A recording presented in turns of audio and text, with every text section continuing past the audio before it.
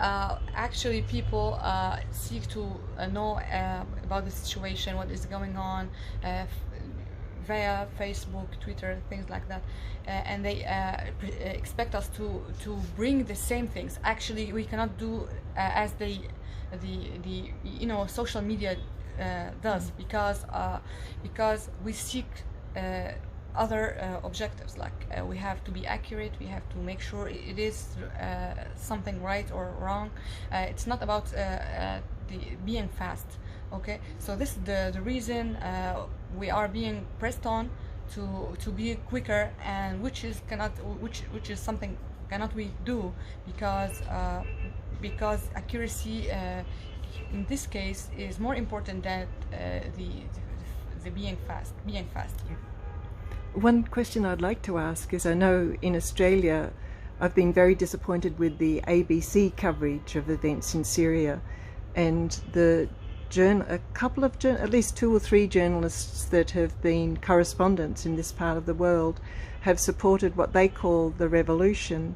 Why would they do that? Because you have to assume these are decent people. These Australian journalists are decent, of course, and they want people to live in peace. Why would they support? What persuades them to support the revolution?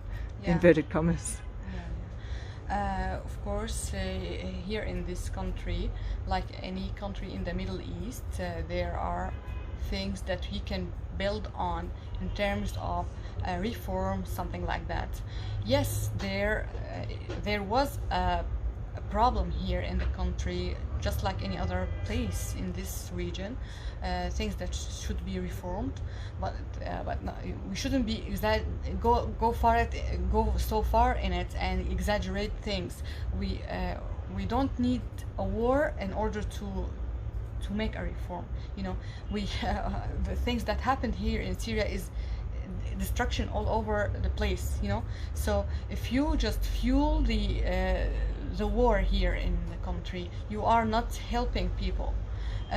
People living in Damascus now, and all other parts in the country, are not either pro or against the government. They are people, normal people who want to live their life decently, and you shouldn't play on their senses and their feelings and fuel that just to make success in the political game.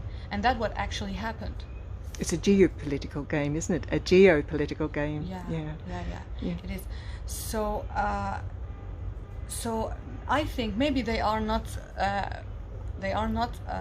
bad in their work, but they took the other perspective from those who think that you cannot do a change without toppling everything, without destroying everything.